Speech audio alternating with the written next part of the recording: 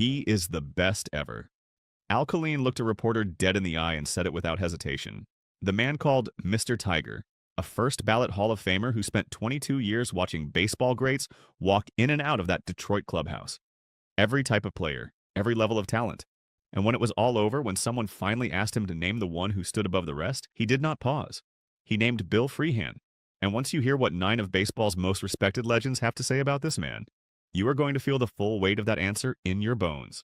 But we have to start at the end, because on August 19th, 2021, Bill Freehan passed away at the age of 79 after years of fighting Alzheimer's disease, a disease his family believed was connected to the hundreds of concussions he absorbed behind the plate over 15 grueling seasons without a single one of the protections that modern catchers take for granted. No collision rules limiting what a base runner could do to him at the plate. No science around concussion recovery, no pitch counts, no protected days off written into the schedule. Just raw, grinding, undeniable courage. He was so deep into the fog of that illness that he could not even attend the 50th anniversary celebration of the 1968 Detroit Tigers World Series championship team. The man who was arguably more responsible for that title than anyone else on the field was absent from his own tribute. Think about that for a moment and let it land the way it deserves to. Now add this. Freehan made 11 All-Star teams. He won 5 straight Gold Gloves. He caught every inning of a 7-game World Series and held the ball on one of the most famous defensive plays in postseason history.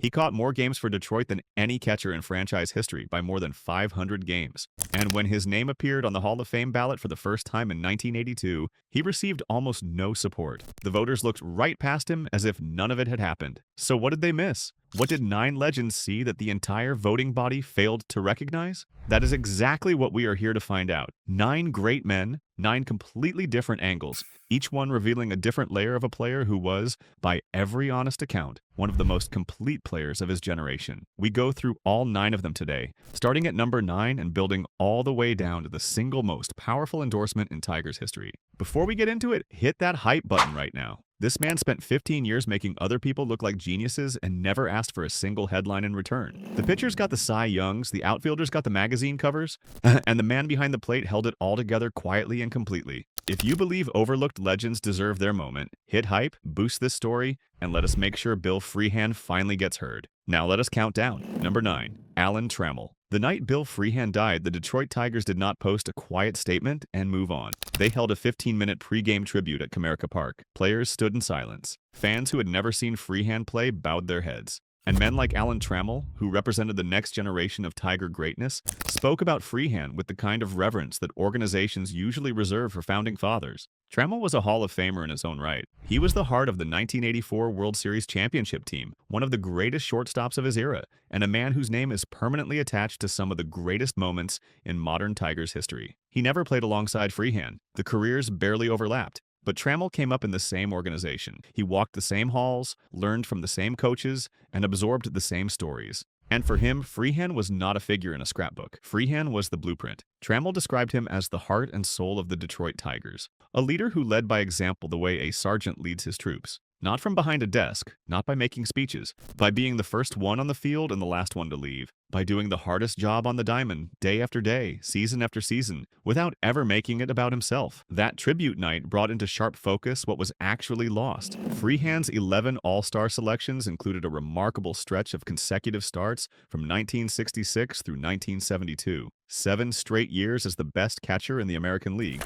as determined by his peers. And his 5 Gold Gloves rank 5th among all catchers in the history of Major League Baseball. Not 5th in his era, not 5th in the American League, 5th all time. And yet for all of it, his Hall of Fame case has never been given a real hearing. When modern analytics are applied to his career using the JAWS metric, designed specifically to measure Hall of Fame candidacy across eras, Freehan ranks 16th among all catchers in the history of the game. 16th, a position that places him squarely in the range of players who belong in Cooperstown by any rational standard. But here is the layer underneath the numbers that Trammell kept returning to. There is a category of value that never appears in any box score. Analysts call it invisible value, the improved performance of every pitcher who threw a baseball while Freehan crouched behind the plate, the better pitch sequencing, the perfectly timed mound visit that settled a rattled starter, the managed anger that kept a game from slipping away. None of that gets credited to the catcher, but every pitcher on every team Freehan played for benefited from it directly. Backup catcher Jim Price said it as simply as it can be said. Freehan's presence in the clubhouse was as essential to the team's identity as his presence behind the plate. He did not just catch games,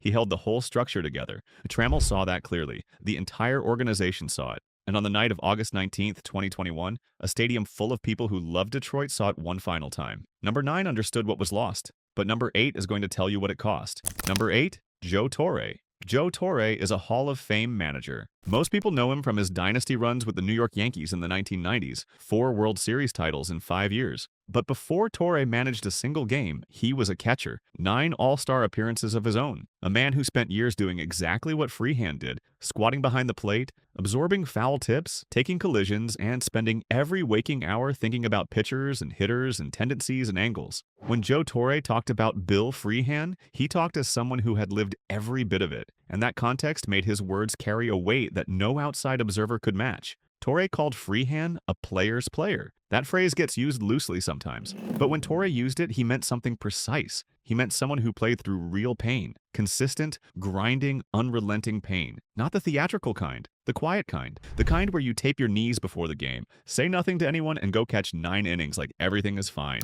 In the 1960s, catchers had none of the protections that exist today. No collision rules limiting what a base runner could do at the plate, no meaningful science around concussion recovery, no pitch counts telling a manager when his catcher needed rest. You played or you did not. And if you did not, someone else took your job and maybe kept it. Bill Freehan played. He led the American League in games caught 4 times. For nearly a full decade, he was consistently among the top 3 catchers in the league in that category. His career total of 10,714 chances and 9,941 putouts topped the all-time list for major league catchers at the time of his retirement. Those are not numbers that appear because someone had a handful of great seasons. Those are numbers that appear because someone refused to stop showing up. Torre understood this at a level that non-catchers genuinely cannot reach. Every foul tip that clips the helmet just above the ear, every pitch in the dirt that drives into your shin guard and sends a jolt up the leg, every collision at the plate where a 200-pound man hits you at full speed while you are trying to hold a baseball. None of that makes any highlight reel. All of it accumulates over 15 years into a body that has been asked to give everything repeatedly and has given it. Torre's broader point was about the fraternity. There is a bond among men who have played the position that exists quietly and permanently. They understand each other's sacrifice in a way no one else does. And within that fraternity, Freehan was not merely respected, he was revered. Torre praised him as a man of universal respect within that fraternity. Someone whose reputation from the first year to the last was completely untarnished. Not one teammate who spent real time beside him had a negative word. Not one opponent who faced him year after year questioned his character or his class. That kind of unanimous standing across 15 full seasons is extraordinarily rare. Torre knew precisely what it cost to build and maintain it, and he made sure the people listening understood that what Freehan paid never got properly counted anywhere. Number 8 told you about the toll. Number 7 is going to tell you what was built from it and passed forward. Number 7, Lance Parrish. Lance Parrish is the man who came after Freehan in Detroit. He wore the gear, called the games, and anchored the Tigers through the next great era of the franchise. 8 All-Star appearances of his own, a cornerstone of the 1984 World Series championship team. In almost every meaningful way, Lance Parrish was the catcher that Bill Freehan built. Parrish called Freehan his ultimate mentor, not a player he admired from a distance, not a legend he studied through old film, his ultimate mentor, the person he returned to again and again when the job became complicated and the pressures of the position threatened to become larger than his ability to manage them alone. Even after his playing days were finished, Freehan stayed generous with his time in ways that most retired stars simply are not. He came back to the organization, he worked with young catchers, he sat beside them and walked through the things that cannot be covered in spring training because they are too complex to reduce to a drill. How do you manage a pitcher sulking because you called the wrong pitch? How do you handle the veteran starter who thinks he knows the game plan better than you do? How do you call the same pitch 3 times in a row without letting the batter sense the pattern? Those are not mechanical questions. They are psychological ones. And Freehan had answers for all of them, built from 15 years of hard-won experience. Parrish said the teaching focused on nuances, not blocking or throwing. Every coach covers those. Freehan went deeper. He taught how to read a batter's subtle weight shift between pitches,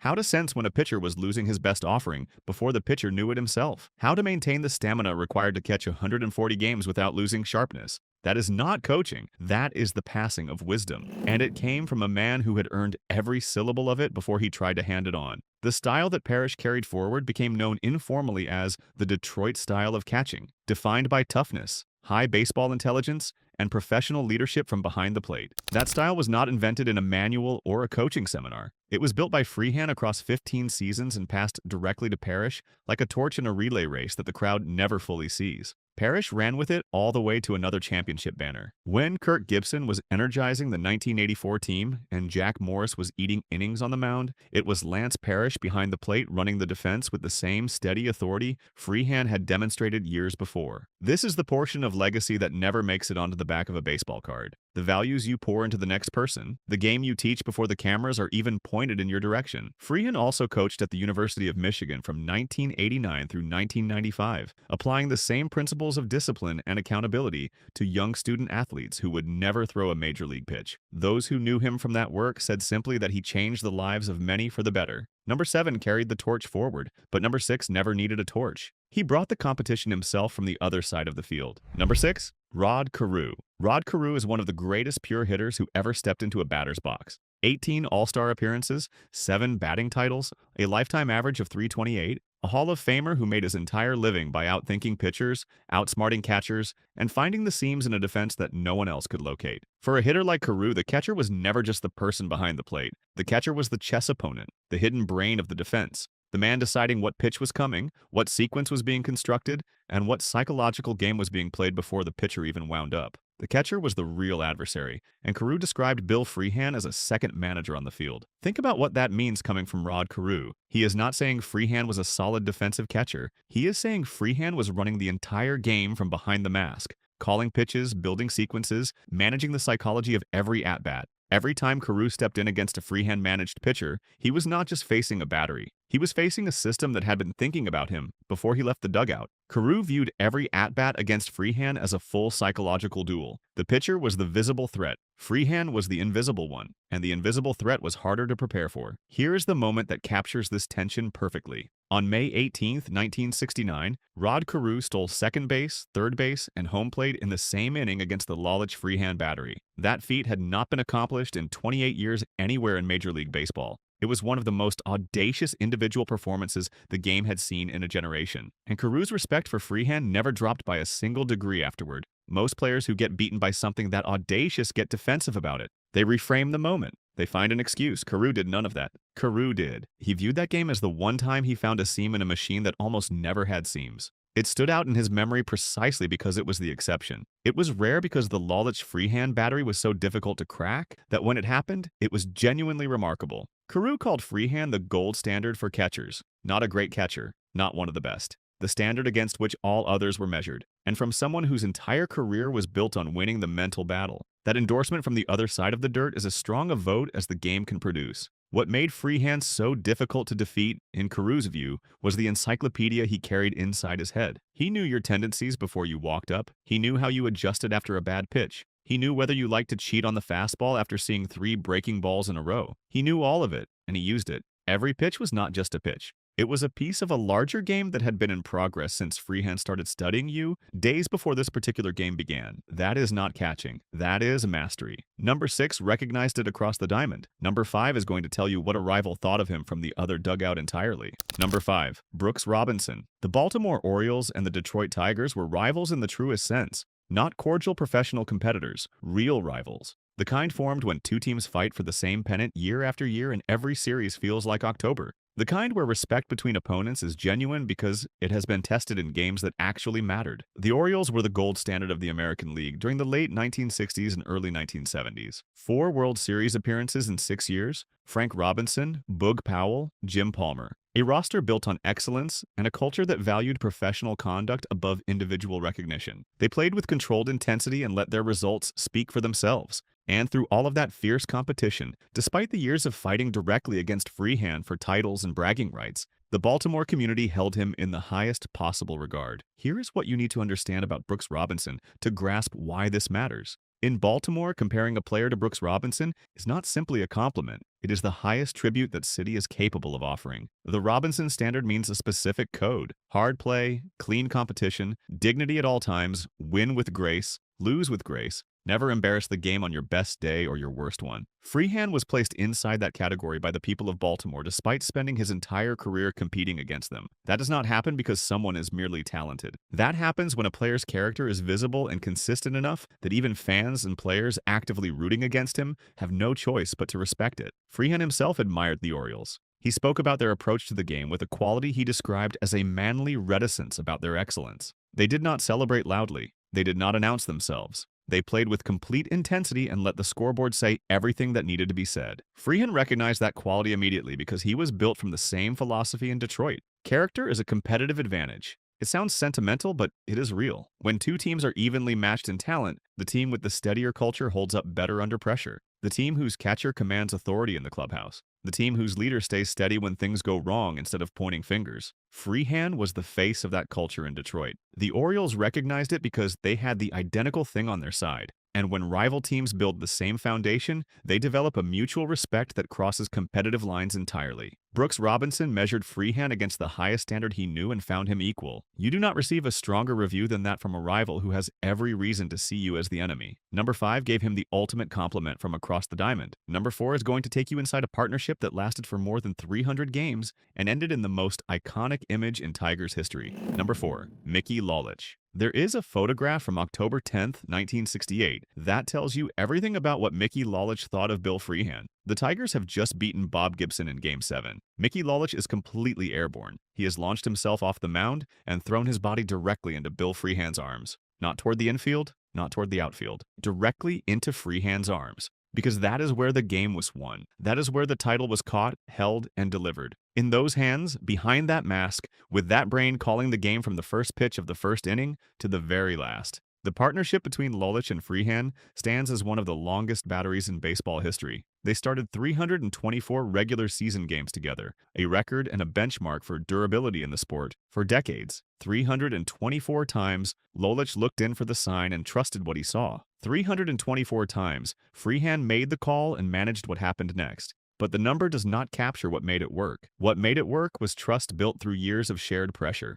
Lolich knew that when he was tired, Freehan would call the game around his fatigue rather than against it. When Lolich's best pitch was sharper than usual, Freehan leaned into it. When the fastball had nothing left, Freehan found another path. Game 7 of the 1968 World Series is the ultimate test of everything that trust was built on. Lolich took the mound on 2 days of rest. He had already won twice in the series, and his body was running on what can only be described as pure will. He was facing Bob Gibson, considered by many the finest pitcher alive at that moment. The Cardinals had momentum. Every reasonable analysis pointed against Detroit. Lolich threw a complete game and won it 4-1. Freehan made it possible. He observed during that game that Lolich's sinking fastball, which normally dropped about 4 inches, was dropping 8 inches because of fatigue. Instead of calling for the pitch less often, Freehan called for it more. He turned the side effect of exhaustion into an unexpected weapon. Cardinals hitters were seeing movement that the scouting report had not described. By the time they adjusted, the game was over. The final out of the series was a foul pop-up. Freehan caught it. In a moment filled with perfect symmetry, the man who had called every pitch of the entire World Series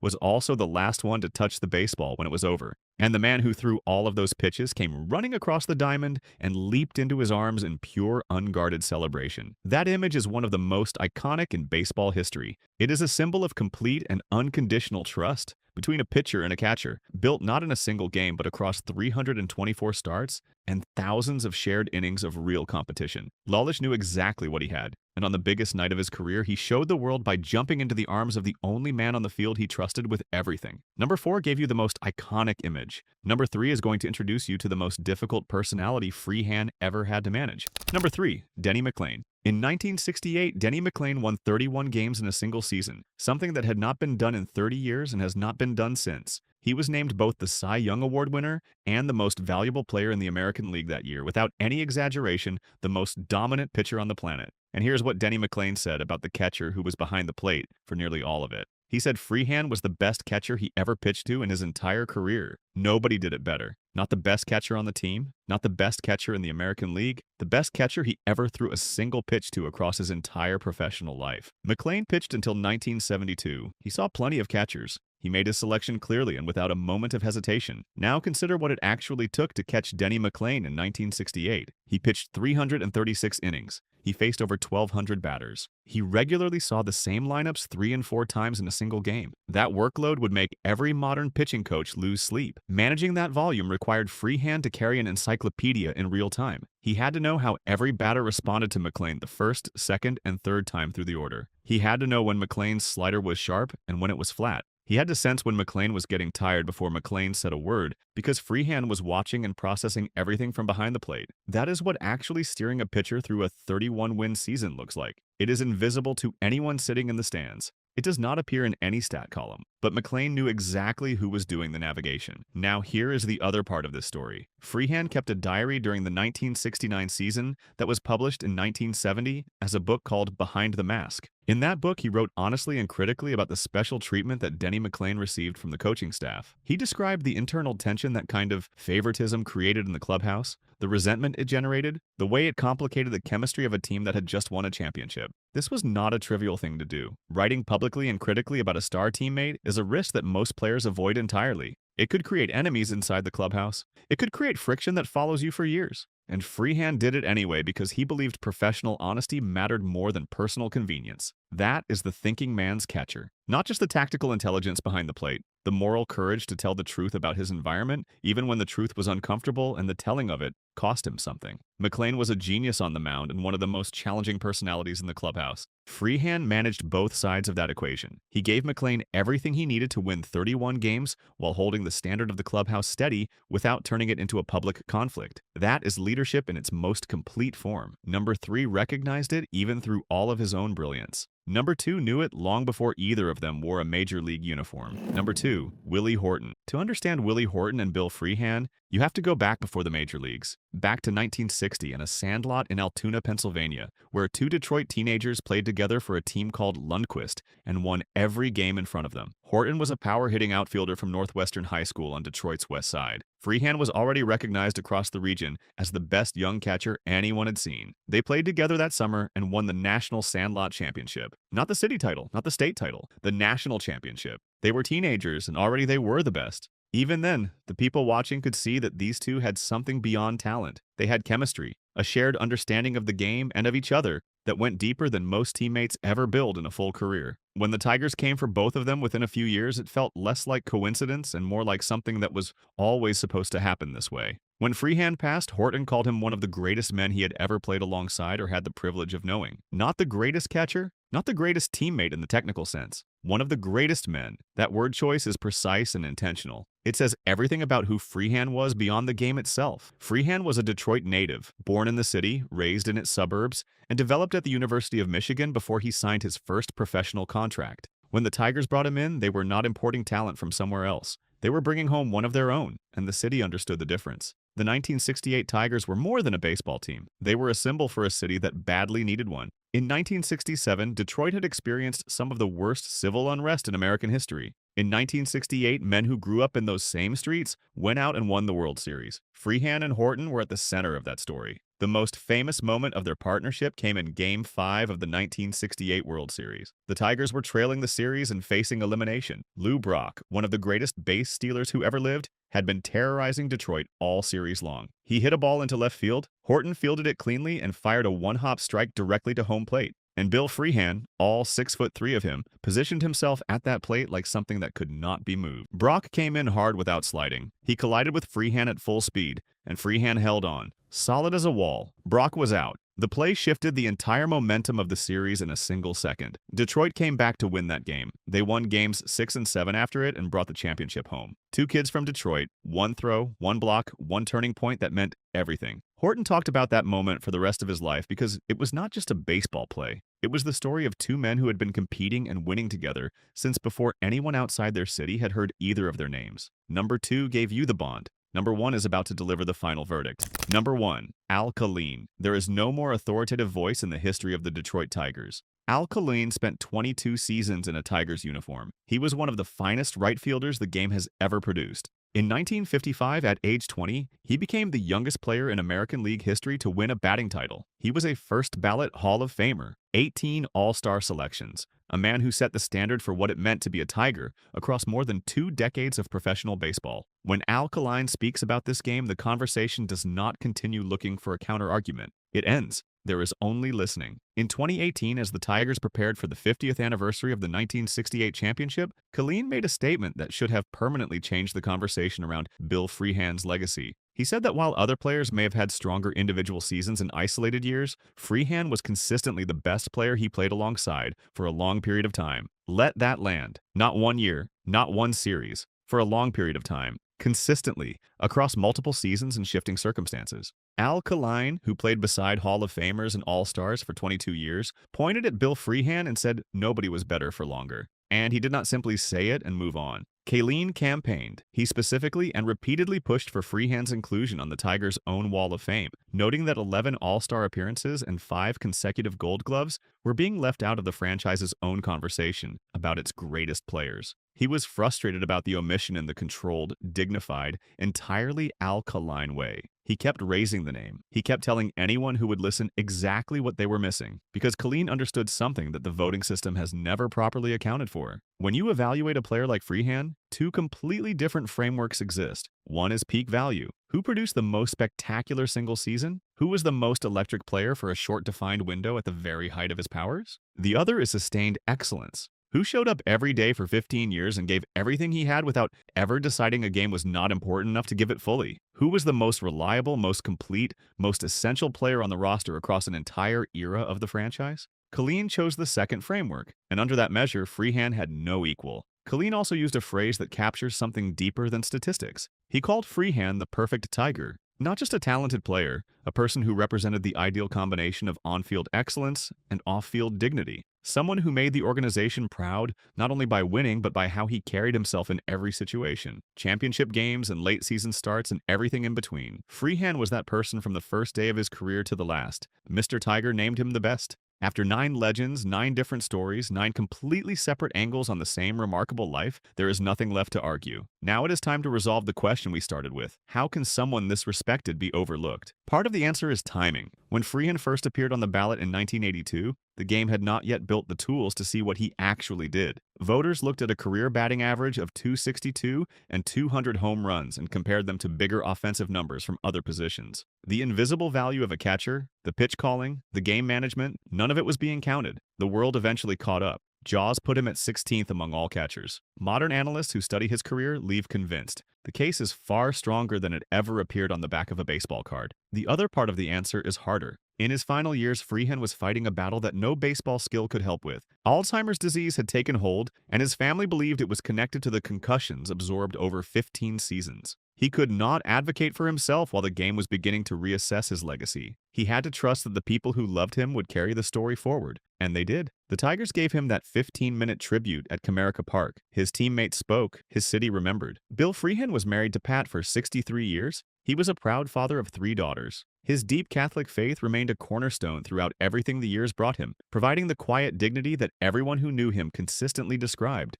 Even as the disease progressed, those around him called him the essence of graciousness. The illness could not reach who he was at his core. His name may not yet be in Cooperstown, but it is in something that does not require a ballot, or a committee, or a vote. It lives in the memory of his teammates. In the words of 9 legends who needed the world to understand what they saw. In the soul of a city that needed him in its hardest moments and received exactly what it needed. In the catchers who came after him and carried his style forward. In the student athletes at Michigan who learned from him that the game teaches life lessons no classroom can offer. In every game called right because he spent a lifetime learning how. He was the best ever. Mr. Tiger said it, and now you know why he meant every word. If this story moved you, hit like, subscribe, and drop a comment below with your favorite Bill Freehan moment. And if you have not hit hype yet, now is your moment. This man earned it 100 times over. Until next time.